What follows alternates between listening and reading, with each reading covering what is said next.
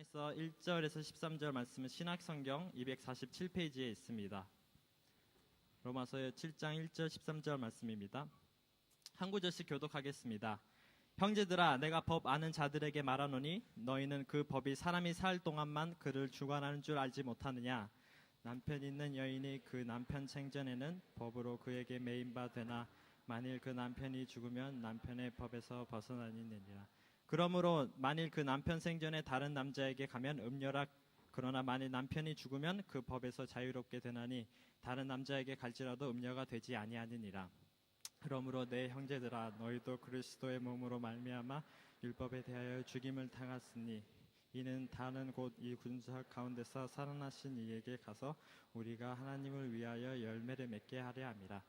우리가 육신에 있을 때에는 율법으로 말미암는 죄의 정욕이 우리 지체 중에 역사하여 우리로 사망을 위하여 열매를 맺게 하였더니 이제는 우리가 열매였던 것에 대하여 죽었으므로 율법에서 벗어났으니 이러므로 우리가 영의 새로운 것으로 섬길 것이요 율법 초문에 묵은 것으로 아니할지니라. 그런즉 우리가 무슨 말을 하리요? 율법이 죄냐? 그럴 수 없느니라. 율법으로 말미암지 않고는 내가 죄를 알지 못하느니 곧 율법이 탐내지 말라 하지 아니하였다면 내가 탐심을 알지 못하였느니라. 그러나 내가 구애를 타서 계명으로 말미암아 내 속에서 온갖 탐심을 이루었나니 이는 율법이 없으면 죄가 죽은 것이니라. 전에 율법을 깨닫지 못했을 때에는 내가 살았더니 계명의 이름에 죄는 살아나고 나는 죽었도다. 생명에 이르되 그 계명이 내게 대하여 도리어 사망에 이르게 되는 것이 되었도다. 죄가 기회를 타서 계명으로 말미암아 나를 속이고 그것으로 나를 죽였으니라. 이를 보건대 율법은 거룩하고 계명도 거룩하고 의로우며 선하도다. 다 같이 읽겠습니다. 그런즉 선한 것이 내게 사망이 되었느냐? 그럴 수 없느니라. 오직 죄가 죄로 드러나기 위하여 선한 그것으로 말미암아 나를 죽게 만들었으니 이는 계명으로 말미암아 죄로 심히 되게 하니. 오늘 말씀은 자유라는 제목을 가지고 말씀을 나누기를 원합니다. 그 에디슨, 이 전구를 최초로 발명한 사람이 바로 에디슨이라는 사람이죠. 그런데 이 에디슨이라는 사람이 전구를 처음 만들어서 세상에 내놓았을 때 모든 사람들이 깜짝 놀랐는데 그 이유는 무엇이었냐면은 너무 어둡기 때문이었습니다. 그래서 너무 어두워서 그 전구를 집안에 켜놓으면은 어두워서 아무것도 할 수가 없어서 촛불을 같이 켜놔야지만 책을 읽든지 집안일을 할 수 있었다고 합니다. 그렇다면 도대체 촛불보다 어두운 전구는 왜 만든 것인가? 촛불보다 가격은 배나 더 비싸고 또한 촛불보다 밝지도 않은 전구는 왜 만들었나? 라고 사람들이 이렇게 비판하기도 했다고 합니다. 또한 라이트 형제라는 사람이 비행기를 최초로 만들었는데 이 라이트 형제가 만든 비행기가 공중에 하늘을 날랐던 기간은 단 12초라고 합니다. 그래서 어떤 신문에는 날른 것이 아니라 천천히 떨어진 게 아니냐라는 그러한 기사가 올랐다고 합니다. 왜냐하면 12초밖에 날지를 못했기 때문에 그래요. 또한 인류 최초의 자동차가 처음에 사람들 앞에 나왔을 때 그 자동차의 시속이 얼마였냐면은 3.2km였다고 합니다. 3.2km란 뭐냐면 사람의 걸음이, 여성분들이 천천히 걷는 걸음이 시속 4km입니다. 그럼 한마디로 얘기해서 걷는 것보다 느렸다는 거예요. 여러분 상상을 해보세요. 그 최초의 자동차를 가지고 사람이 거리에 나왔는데 뒤에 따라오던 사람이 비켜요, 왜 이렇게 느려? 이러면서 가는 것이 이 자동차의 현실이었다는 것이죠. 이 첨은 너무 미약했다는 것입니다. 그래서 많은 사람들이 전구를 만들었을 때, 자동차를 만들었을 때, 비행기를 만들었을 때 도대체 왜 그렇게 쓸데없는 짓을 했는가? 그냥 촛불을 쓰면 되고 걸어다니면 되고 12초 하늘 날아봐야 무슨 소용이 있다고 왜 이런 것들을 만들어서 힘 낭비, 시간 낭비를 했는가라고 신랄하게 비판했다고 합니다. 그런데 모든 분들이 다 아시겠지만 20세기 최고의 발명품을 뽑으라고 한다면은 전구와 자동차와 비행기일 것입니다.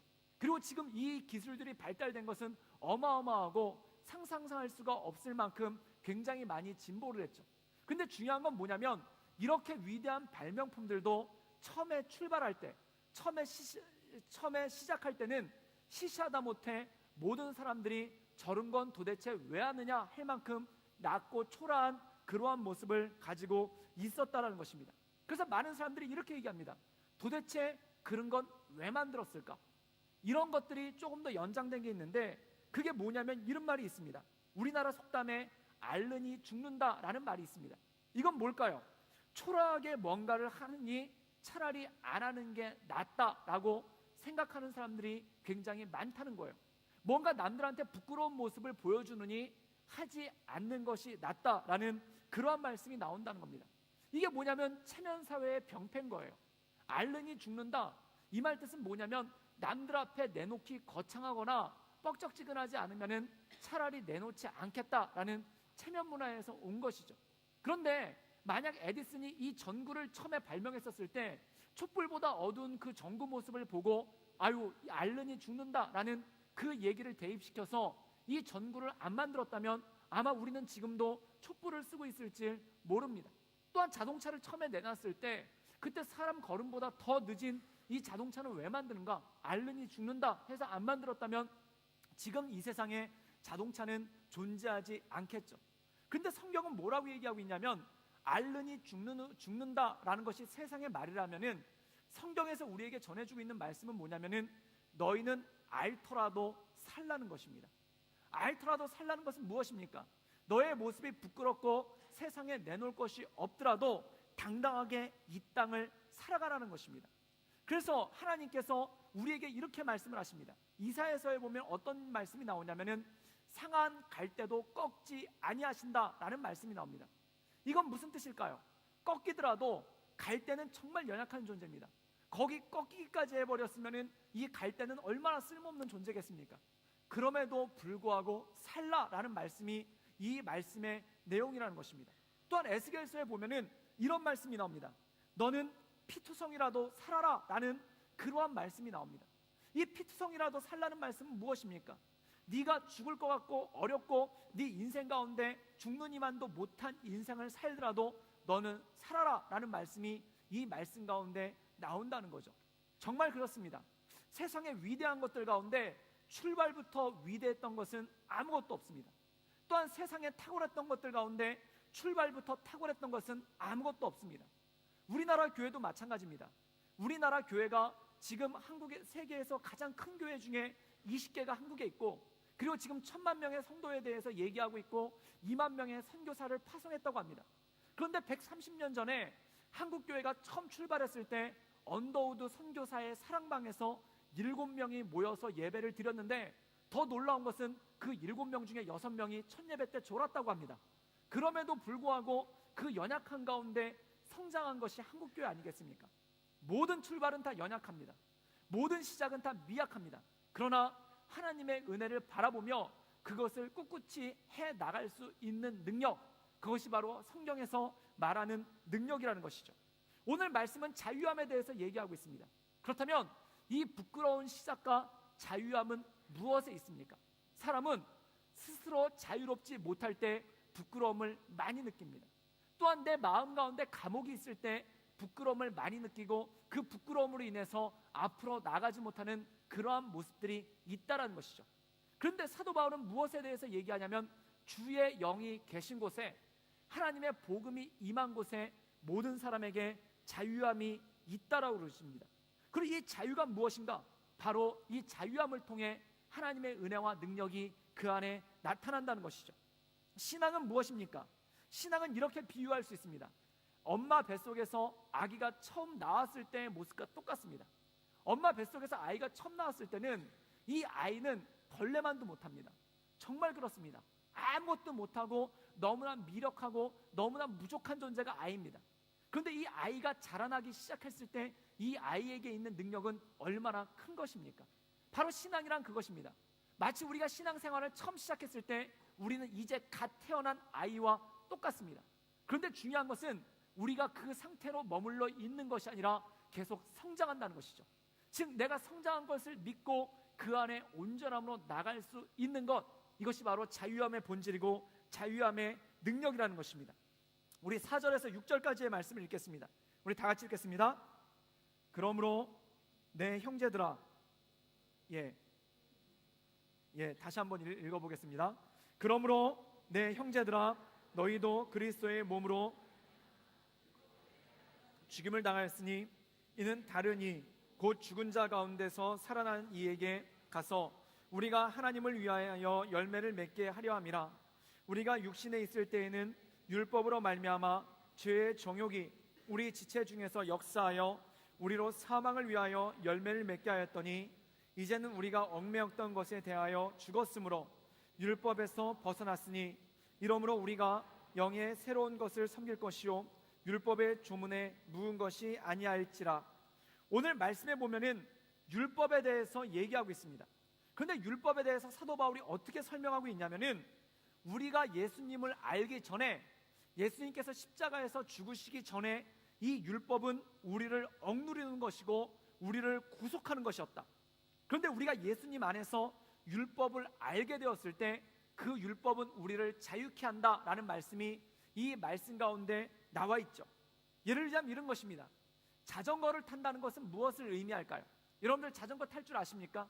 저는 어렸을 때 7살 때 자전거를 배웠는데 그 당시에는 요즘에야 그 어린아이들 옆에다가 달아주는 보조바퀴가 있어서 누가 잡아주지 않아도 자전거를 탔지만 그 당시에는 약간 어른들 자전거를 타면서 자전거를 배웠었습니다.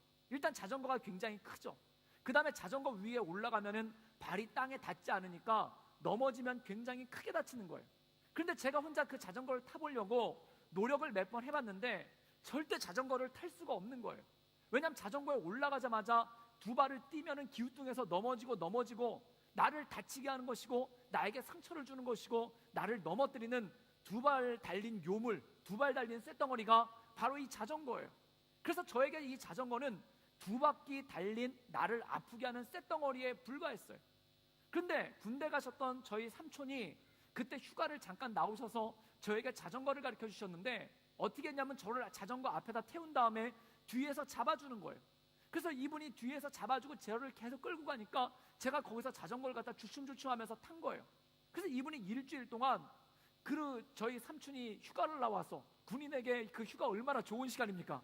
친구가 없었던 것 같아요. 저를 계속 자전거를 태워줬던 걸로 봐서. 그런데 저를 갖다 뒤에서 잡아주고 일주일을 하니까 나중에 일주일이 지난 다음에 어떤 일이 생겼냐면은 삼촌이 저를 잡아주는 줄 알고 계속 달렸는데 나중에 보니까 저희 삼촌이 저쪽 끝에서 저를 향해서 손을 흔들고 있더라고요. 자전거를 비로소 탈 줄 알게 된 거예요. 여러분, 저의 삼촌이 와서 저에게 자전거를 태워주기 전에는 자전거는 그냥 저를 넘어지게 하고 쓰러지게 하는 쇳덩어리에 불과했어요. 그런데 삼촌이 와서 자전거를 잡아주고 가르쳐 주니까 그 다음부터 제가 자전거를 타고 동네 폭주를 다녔어요. 그래가지고 얼마나 빨리 달렸는지 그 동네 아줌마들이 혀를 찰 정도로 제가 쌩하고 먼지바람을 일으키면서 그렇게 달려갔다고 저희 어머니는 말씀하셨어요. 진짜인지는 모르겠어요. 그런데 전에는 자전거가 나를 얽매이는 것이었는데 이제 자전거를 배워서 탈 줄 알게 되니까 자전거가 나에게 자유를 주는 것이고 기쁨을 주는 것으로 바뀌었더라는 것입니다. 여러분, 사도 바울이 율법에 대해서 이렇게 얘기하고 있는 거예요. 예수 그리스도를 알기 전에 율법은 너희를 얽매이는 것이었다. 너희를 넘어뜨리는 것이었다. 그러나 예수 그리스도가 온 이후로 율법은 너희에게 자유를 주고 너희에게 힘을 주고 너희에게 능력을 주는 도구가 되었다라고 말하지 않고 있습니까? 사랑하는 여러분, 청년으로서 인생을 살아갈 때 첫 번째 느끼는 것이 있습니다. 그것이 뭐냐면 정말 세상이 크다라는 겁니다. 정말 세상이 크다라는 겁니다. 옛날에는 열심히 하면 뭐가 잘 될 줄 알았어요. 근데 첫 번째 깨닫죠. 열심히 하는 게 너무 힘들어요. 정신 차리면 잘 될 줄 알았죠. 그런데 깨달은 게 있어요. 정신 차리는 게 힘들어요. 그리고 어떻게 열심히 정신 차리고 잘 해봤더니 세상이 너무 커요. 세상이 만만하질 않아요. 노력하고 열심히만 하면 뭐가 잘 될 줄 알았는데 그렇게 되지 않는 모습들이 얼마나 많이 있습니까? 그럼 사람은 위축돼요. 그럼 사람은 쓰러져요. 사람은 넘어져요. 왜 그렇습니까? 우리의 시작이라는 것이 너무나 미약하고 우리의 시작이라는 것이 너무나 연약하기 때문에 그런 것 아니겠습니까? 저는 부르심을 받아서 신학 공부를 하고 목회자가 됐습니다. 그리고 목회자가 된 다음에 그 다음에 결혼을 했죠. 결혼을 해서 28살 때 결혼을 했어요. 그래서 남들보다 출발은 빨리 시작을 했어요. 근데 이 결혼 생활을 하다 보니까 굉장히 느끼는 것 중에 하나가 뭐냐면 정말 세상이 만만치 않구나라는 것을 느끼게 되겠더라고요. 혼자 살 때는 괜찮은데 결혼해서 둘이 살기 시작하니까 세상이 굉장히 힘들어지는 거예요. 물론 제 아내가 저를 괴롭혀서 힘들었다는 게 아니라 가장으로서 남편으로서 살아간다는 것 자체가 그 첫 발을 내딛는데 굉장히 힘든 거예요. 그래가지고 걸어 사는데 결혼하고 나서 한 3개월쯤 지났어요. 그때 결혼하고 나서 3개월쯤 지났는데 저희 아내가 제가 교회에서 일을 하고 있는데 전화가 온 거예요. 그래서 전화가 와가지고 뭐라고 얘기하냐면은 임신을 했다는 거예요. 그래가지고 임신을 해가지고 내일 병원에 가봐야 될 것 같다는 거예요. 그때 제가 전화통을 대고 너무 좋아했어요.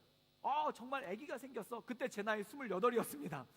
아기가 생겼어. 막 축하해, 수고했어. 그러면서 막 하고 전화를 끊고 나서 한숨이 푹 나오는 거예요.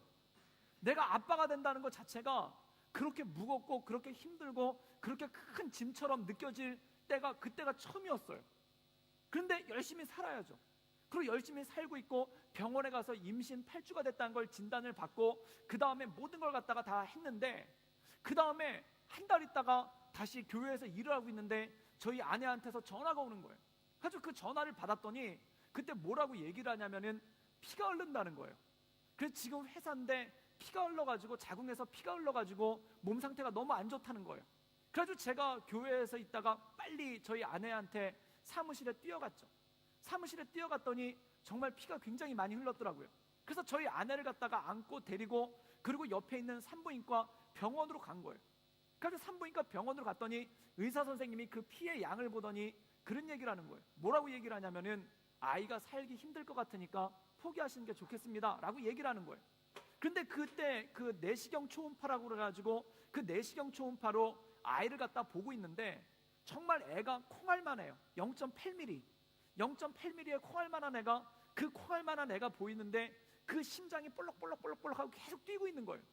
그런데 거기서 이 의사 선생님이 하는 얘기가 뭐냐면 얘는 지금 자궁에서 50% 이상이 떨어졌기 때문에 조금만 자극을 받아도 나중에 떨어지고 맙니다. 정말 말 그대로 애가 떨어진다는 거예요. 그러니까 포기하시고 그냥 수술을 하는 게 낫겠습니다 라고 그렇게 얘기를 하는 거예요. 그런데 제가 그때 그걸 갖다 보고 있는데 심장이 볼록볼록볼록 뛰고 있는데 거기서 이 아이를 포기하겠습니다 라는 말을 차마 못하겠는 거예요. 그리고 저희 아내도 그렇게를 못하겠는 거예요. 그래서 저희 아내를 데리고 다른 잘 아는 분 산부인과 병원으로 갔더니 이분도 동일하게 말씀하시는데 상태가 너무 심각하다는 거예요. 그래서 의료적으로 해결할 수 있는 방법이 없으니까 일단은 누워있다 보면은 애가 붙는 수가 있다라는 거예요. 그래가지고 저희 아내가 회사를 휴직을 하고 그 다음에 저희 처갓집으로 데려가가지고 그 다음부터 저희 아내가 3개월 가까이 누워만 있었습니다. 그래서 저희 장모님 표현으로는 거의 애가 호떡이 됐다고 그래서 이렇게 붙어있다가 저희 어머니가 와서 등이 탈 것 같으면 이렇게 돌려붙이고 그래서 저희 아내가 한 달 동안 계속 석 달 가까이 계속 누워만 있었어요. 그런데 아내를 저희 처갓집에다 맡기고 그리고 제가 학교로 왔죠. 신학교 그때 1학년이었으니까 신학대학원 1학년이었으니까 학교로 왔는데 공부를 못 하겠는 거예요. 그래서 이걸 어떻게 해야 되나 그래가지고 마음 가운데 생기는데 잘 아시겠지만 저희 아내가 그때 저희 집안의 가장이었어요.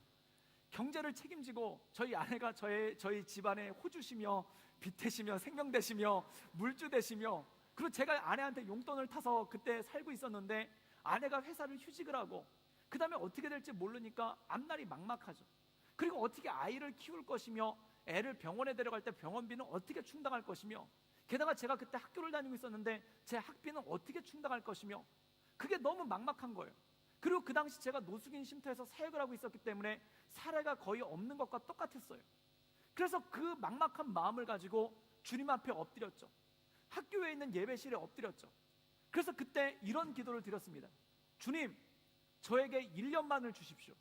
저에게 1년만 주면은 일단 학교를 쉬고 나가서 일을 해서 일단 가족을 먹여 살리고 그리고 아이가 잘 날 수 있도록 하고 그 다음에 제가 경제적으로 안정이 되면은 다시 주님의 길을 걷겠습니다.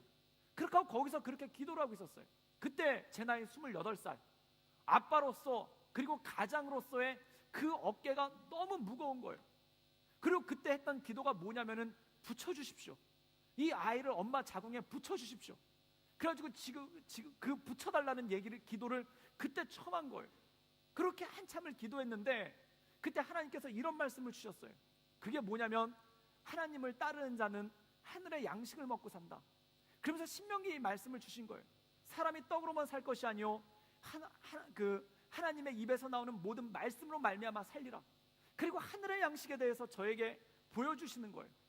그래서 신학교를 그만두지 못하고 다시 집으로 갔습니다.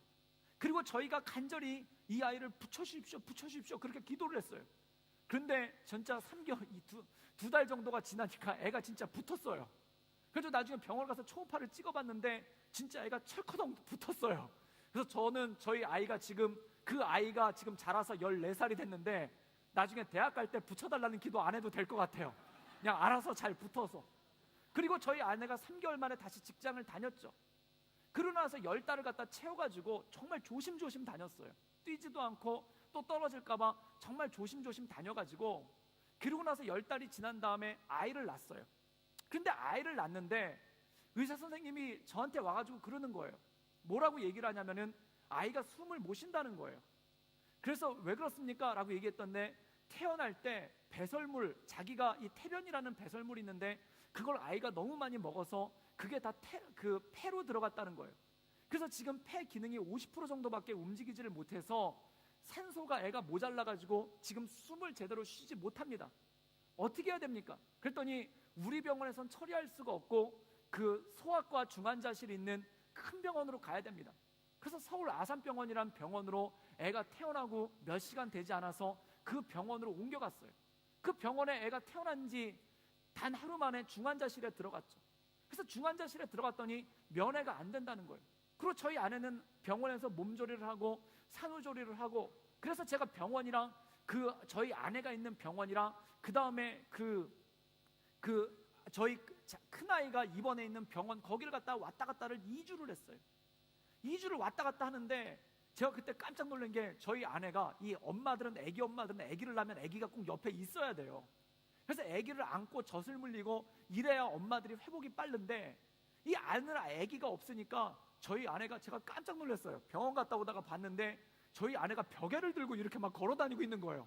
그래서 제가 그걸 보면서 머리에 꽃만 꼽으면 굉장히 심각해질 수가 있겠다라는 생각이 들어서 그때 또 그게 기도가 되는 거예요. 이 아이가 빨리 나야 되는데. 그래가지고 중환자실에 들어가 봤는데,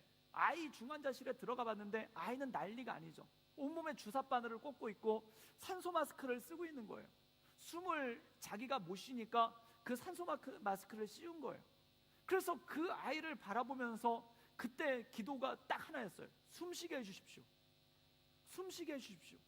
그래서 숨쉬게 해주십시오 그렇게 기도했는데, 일주일 지난 다음에 폐가 다시 정상을 찾고 숨이 터져가지고 이 아이를 퇴원시킬 수 있었어요. 그래서 아이를 키우기 시작을 하는데 더 놀라운 일이 벌어졌어요. 그게 뭐냐면은, 저희 아내가 아이를 낳은 것을 알고 회사에서 저희 아내를 자동으로 퇴직을 시켜줬어요. 한국에서는 출산을 하면은 그 당시에는 자동 퇴직이 됩니다. 그리고 그 퇴직금을 얼마를 줬냐면은 6,000불, 한국 돈으로 600만 원 정도를 갖다 주고 퇴직을 시킨 거예요. 그때 제가 2학년이었어요. 졸업을 하려면 1년 8개월을 학교를 더 다녀야 되는데 그때까지 어떻게 살지가 막막한 거예요. 그래서 그 퇴직금으로 받은 600만 원을 받아가지고 그거를 18달 동안 나눈 거예요. 그래가지고 한 달에 얼마씩을 쓰면 된다. 그래가지고 그걸 나눈 거예요. 그리고 쓴 거예요. 그랬더니 나중에 정말 힘들어지더라고요. 정말 사는 게 정말 쪼들리는 게 이런 거구나라는 느낌이 들 정도로 굉장히 힘들더라고요. 그때 제가 느꼈던 것이 이거였어요. 왜 이렇게 힘들까? 남들은 결혼해서 아기 낳고 직장 다니고 그리고 정말 잘 사는데 왜 이렇게 우리는 힘들까? 그래서 그때 기도 제목이 뭐였냐면은, 세상에서 제일 부러운 사람이 뭐였냐면은 대형마트, 여기로 치면 콜스랑 우럴스 같은 게 한국에 이마트라 롯데마트라는 것이 있는데, 그 이마트와 롯데마트에서 양쪽 짐을 무겁게 해가지고 나오는 사람을 보면은 그렇게 부러운 거예요. 왜냐하면 저희는 거기 가서 그렇게 많은 걸 사본 적이 없어요. 다 하나씩 한 손으로 들고 나올 정도, 그것도 봉투에 담지도 않고 그냥 손으로 들고 나올 정도만 그렇게 사봤어요.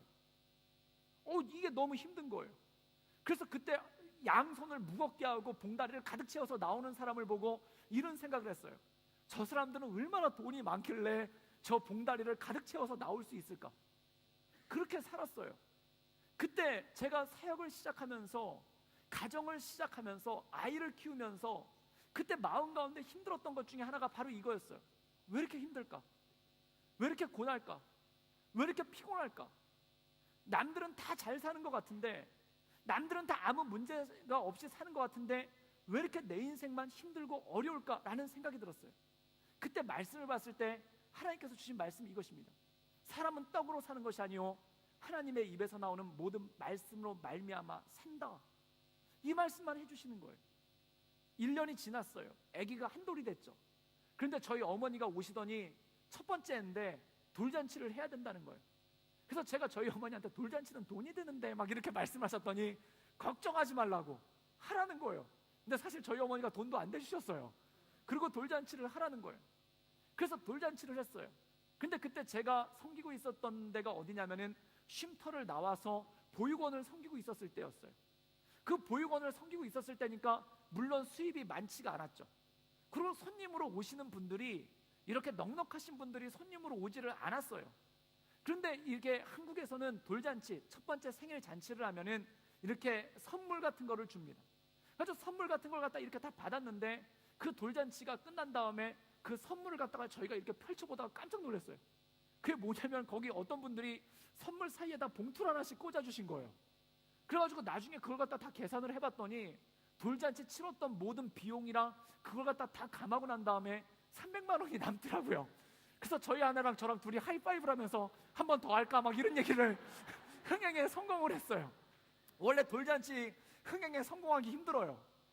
그래가지고 거기서 그 300만 원 나온 거 가지고 다시 살았어요. 그래가지고 좀 더 살다가 보니까 그 다음에 통장 잔고를 보니까 12월 달에 제가 졸업하는 해 12월 달에 통장 잔고에 50만 원이 있더라고요. 그래서 이걸 어떻게 할까라고 했더니 홍콩으로 아우리치 가는 팀들이 있다는 거예요. 근데 50만 원이면 갈 수가 있다라는 거예요. 그래서 저희가 통장을 털어서 그 50만 원을 가지고 홍콩으로 아우리치를 갔다 왔습니다. 가지고 갔더니 잔고가 제로가 됐죠. 근데 통장을 열어봤더니 더 깜짝 놀랐어요. 그게 왜 그러냐면은 제가 홍콩 가기 전에 전주대학교 교목으로 전임사역지로 발령을 받았는데 이 전주대학교가 얼마나 좋은 학교인지 선금으로 제 사례를 넣어준 거예요. 아직 가서 일도 안 했는데. 그래가지고 가서 열어봤더니 거기 그 학교에서 보내준 사례가 들어와 있었어요. 그래가지고 그거 가지고 또 살기 시작한 거예요. 그래가지고 그거 가지고 살고 살아서 지금까지 살고 있습니다. 근데 저희는 통장 잔고를 확인을 안 해요. 왜 확인을 안 하면 확인할수록 믿음이 사라져요. 아, 이거 가지고 어떻게 살지? 아, 이거 가지고 우리가 어떻게 먹고 살지? 그리고 통장 잔고 확인할수록 마음이 약해져요. 이거 가지고 어떻게 살지? 그런데 놀라운 것이 있었습니다. 그게 뭐냐면 채우시는 하나님의 은혜가 있더라는 거예요. 어떻게 채워지는지 모르겠는데 그 이마트에서 불목 하나 가지고 살고 왔었을 때 이런 기도를 했던 적이 있어요. 하나님, 떡 먹고 싶어요. 진짜 먹고 싶으면 그게 기도가 나와요. 그런데 진짜 누가 떡을 주는 거예요. 하나님, 뭐가 먹고 싶어요? 그럼 진짜 그때는 응답도 또 되게 잘해주세요. 지금은 떡 먹고 싶어요. 그래도 응답 해먹어라 주로 뭐 이러시는 쪽인데 그때는 굉장히 응답을 잘해주셨어요. 그런데 그때 느꼈던 것이 있습니다. 이것은 무엇인가? 하나님의 말씀으로 산다는 것은 무엇인가? 그래서 제가 그때 그 말씀을 바꿨습니다. 사람이 통장 잔고로 사는 것이 아니요 하나님의 말씀으로 말미암아 산다. 너의 시작은 미약하였으나 너의 모든 것은 약하였으나 그 모든 것을 통해 역사하시는 하나님의 은혜가 있었다는 겁니다. 제가 28살에 결혼한다고 할 때 저를 아껴주시는 친척이 와서 이런 얘기를 하셨어요. 어떻게 살려고 그래? 이런 얘기 하셨어요. 그리고 제가 노숙인 쉼터 가서 사역한다고 그랬을 때 제 아는 선배 목사님이 와서 이렇게 말씀하셨어요. 어떻게 살려고 그래? 제가 보육원 가서 사역한다고 그랬을 때 그때 어떤 분이 오셔서 이렇게 얘기하셨어요. 어떻게 살려고 그래? 어떻게 살까요? 무엇으로 살까요? 그때 저는 그분들에게 이렇게 말씀했습니다. 하늘의 양식으로 살려고 합니다. 하나님께서 채워주시는 하늘의 양식으로 살려고 합니다. 그런데 정말 그것밖에 없었어요. 하늘의 양식 외에는 아무것도 기대할 게 없었고 아무것도 바라볼 게 없었어요. 그런데 놀라운 게 뭔지 아십니까? 지금까지 살고 있어요. 어떻게 살지 못했는데 지금까지 살고 있어요. 그리고 저는 믿어 의심치 않습니다. 앞으로도 살 거라는 것을 믿어 의심치 않습니다. 여러분, 거기서 자유함이 와요. 땅의 음식을 바랄 때는 땅의 음식에 매여 있었어요. 내가 떡으로 산다고 했을 때는 떡에 매여 있었어요. 그런데 하나님의 말씀으로 인하여 산다라고 고백하며 나갈 때 나를 지켜주시고 나를 인도해 주시는 하나님께서 나를 주시는 자유함, 마치 내 인생이란 자전거를 타고 갈 때 내가 타고 가면 자빠지고 넘어지고 쓰러지는 것이었는데 하나님께서 나를 잡아주실 때 비틀비틀 하더라도 이것을 타고 나갈 수 있는 능력이 있음을 내가 깨닫고 알았다는 것입니다. 여러분, 자유할 수 있기를 주님의 이름으로 축복합니다. 여러분을 속박하는 것은 무엇입니까? 통장의 잔고가 여러분을 속박합니까? 알지 못할 미래가 여러분을 속박합니까? 끝나오는 비자의 만기가 여러분을 속박합니까? 그것으로부터 자유하십시오. 그것으로부터 하나님의 온전함을 덧입으십시오. 그 모든 것이 우리에게 주어질 때 그때 놀라운 능력이 우리 삶 가운데 주어진다는 것이죠. 우리 11절에서 13절까지의 말씀을 마지막으로 읽겠습니다. 우리 다 같이 읽겠습니다. 제가 기회를 타서 그것으로 나를 죽였는지라. 이로보건대 율법은 거룩하고 계명도 거룩하고 의로우며 선하도다. 그런즉 선한 것이 내게 사망이 되었느냐? 그럴 수 없느니라. 오직 죄가 죄로 드러나게 위하여 선한 그것으로 말미암아 나를 죽게 만들었으니 이는 계명으로 말미암아 죄로 심히 죄되게 하려 함이라. 오늘 말씀 가운데 보면 이렇게 얘기합니다. 율법의 죄가 타고 들어오면은 그것은 나를 넘어뜨린다는 거예요. 그런데 그 율법에 하나님의 은혜가 들어오기 시작할 때 그 안에 우리를 자유케 하는 하나님의 능력이 있다라는 것입니다. 우리의 인생도 그렇습니다. 내 생각도 그렇습니다. 내 상상도 그렇습니다. 그것에 죄가 타고 들어올 때 그것은 나를 얽매이는 거예요. 나를 묶는 거예요.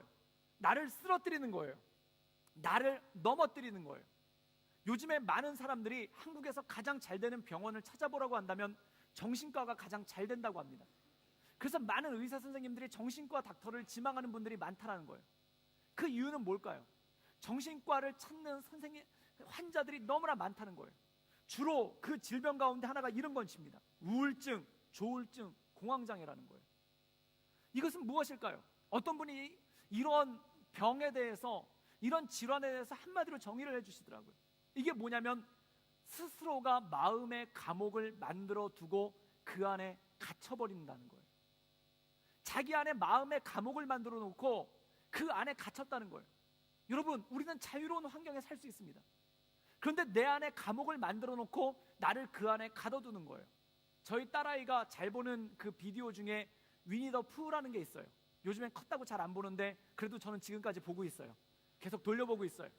근데 그 위니 더 푸에 보면은 그 한국명으로는 곰돌이 푸라는 이름으로 하이실종의 종결자, 이 푸가 나오는 그 비디오예요. 근데 거기 보면은 푸가 나오고 푸 친구 중에 누가 나오냐면은 레빗이라는 애가 나와요. 근데 이 레빗은 얼굴도 되게 까칠하게 생긴 토끼예요. 근데 그 곰돌이 푸를 보면은 다 백수들이에요. 다 놀아요. 푸는 맨날 그 꿀이나 찍어 먹고 있고, 그 티거라는 호랑이는 이렇게 꼬리를 스프링으로 만들어서 뛰어다니고 있고, 두더지 캐릭터가 있는데 걔는 맨날 땅만 파고 있고, 그 다음에 거의 피그렛이는 돼지는 맨날 슬퍼하고 난 떠날래 이러고 있어요. 그런데 거기서 유일하게 일하는 성실한 캐릭터가 하나 나오는데 그게 레빗이에요. 얘는 농사를 져요. 당근 농사를 져요. 그런데 어느 날 푸가 와가지고 거기서 맨날 굴러다니면서 당근을 망치는 거예요. 그리고 이 티거가 거기를 뛰어다니면서 이 당근을 망치는 거예요. 그 다음에 두더지가 거기서 막 이렇게 막 파고 다니면서 당근을 망치는 거예요. 그리고 이 돼지 피그렛은 딴 데 가서 울지 꼭 거기서 울어가지고 일하는데 기분 잡치게 하는 거예요. 그래가지고 그걸 견디다 못해서 이 레빗이 뭘 만드냐면은 나무를 구해다가 자기 농장에다 성을 쌓아요. 그리고 성을 쌓으니까 다른 애들이 와가지고 자기 농사를 방해를 못 짓는 거예요. 그런데 그걸 하다가 놀라운 걸 발견했어요. 그게 뭐냐면 성을 만드는 건 좋아하는데 문을 안 만들었어요. 나가지를 못하는 거예요. 그래가지고 그 성 안에서 친구들한테 나를 구해줘, 나를 구해줘. 그래서 결국 두더지가 와서 그 성을 폭파시키고 다들 이렇게 머리가 빠만 머리가 된 상태로 끌어안고 끝나요. 근데 제가 그걸 보면서 우리가 마음의 감옥을 만든다는 건 뭘까요? 마음의 감옥을 만든다는 것은 상처받기 싫어서 사람을 피하는 거예요. 거절받기 싫어서 아예 뭔가를 요구하지 않는 거예요. 헤어질 것이 두려워서 아예 만나지도 않는 거예요. 그래서 이 상처를 집대성한 걸 보니까 가요더라고요. 이 가요 가사를 가만히 보면은 상처라는 상처는 거기 다 들어와 있어요. 대표적으로 몇 개만 말씀드린 거예요. 옛날 가요, 사랑만은 않겠어요. 구성지게 부릅니다. 사랑은 눈물의 씨앗인가 봐요. 어떤 여인이 울면서 부릅니다. 또 이런 노래가 있어요. 왜 슬픈 예감은 틀린 적이 없나. 그리고 끝에 후렴이 Goodbye my friend 이러면서 끝나요. 그리고 더 놀라운 노래를 제가 최근에 발견했어요. 나는 혼자여도 괜찮아. 널 볼 수만 있다면 늘 너의 뒤에서 늘 너를 바라보는 그게 내가 가진 몫인 것만 같아. 제가 이 가사를 듣다가 이 작사자를 상담해주고 싶은 생각이 들었어요. 그냥 뒤에만 있겠다는 거예요. 더 놀라운 노래는 인형의 꿈이라는 것이 있더라고요. 한 걸음 뒤에 내가 있었는데 그대 왜 나를 보지 못하나요? 뒤에 있으니까 못 보죠. 뒤에 있는데 어떻게 봅니까? 그런데 우리가 외치는 게 다 그거예요. 한 걸음 뒤에 내가 있고 다 가만히 있는 것이 다 내 몫인 것만 같아 이러면서 막 다 이루고 있어요. 이게 상처예요. 스스로의 감옥에 자기를 가둬버리는 거예요. 그리고 거기서 나는 외롭다고 외쳐요. 감옥으로 가둬요. 밖으로 나가라고 사람들이 얘기합니다. 그럼 이렇게 얘기합니다. 밖은 너무 위험합니다. 밖은 너무 위험합니다. 사랑하면 상처받습니다. 누군가에게 접근하면 그가 나를 거절할 겁니다. 기대하면 실망합니다. 상처받을까봐 사랑하지 않고 실망할까봐 기대하지도 않는 그 마음의 감옥 안에 스스로 갇혀 있는 거예요. 여러분, 우리는 정말 자유가 많은 곳에서 살고 있습니다. 정말 수많은 자유 가운데 살고 있습니다. 그런데 진짜 문제는 뭘까요? 마음의 감옥에서 풀려나질 못하고 있다는 거예요. 마음의 감옥에서 나오질 못하고 있다는 거예요. 이것이 우리의 고통 아니겠습니까? 제가 조그만 비디오를 하나 영상을 준비한 게 있습니다. 그 영상을 나누고 오늘 말씀을 마무리하기를 원합니다.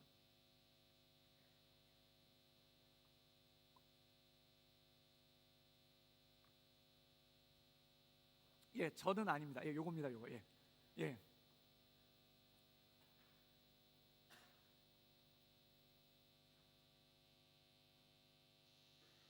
위리훈련거자 김정일 동지께와 최고인민회의 상임위원회 위원장 조선노동당 총대장이시며 조선민주주의인민공화국 국방위원회 위원장이시며 조선인민군 최고사령관이신 우리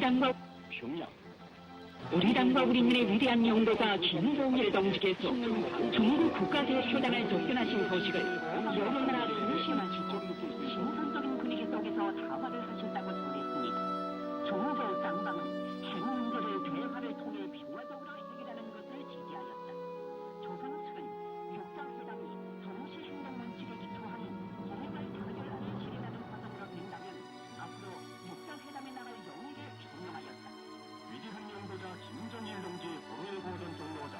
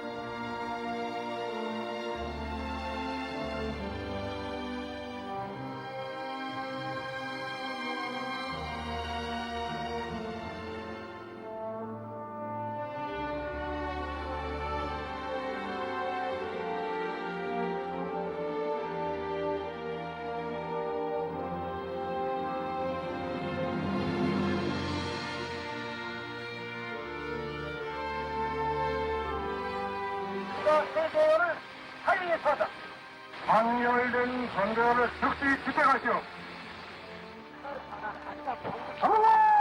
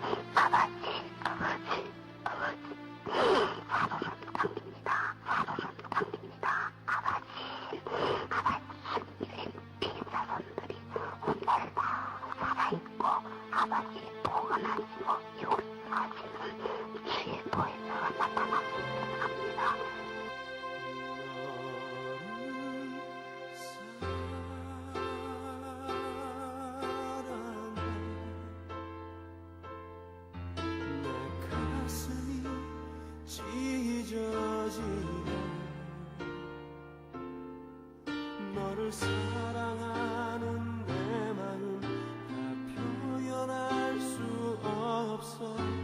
내 마음 괴로워하네.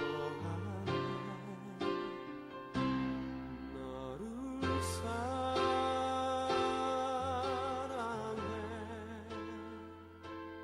내 손과 발 지키기 연해.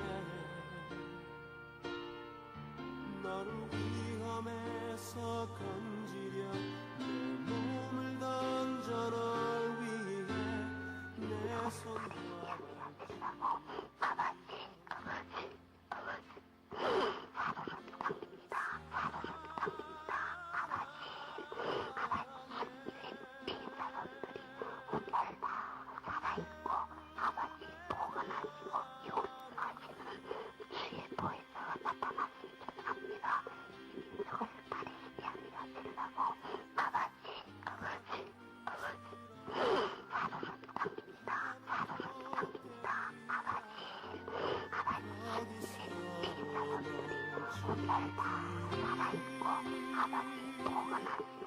너를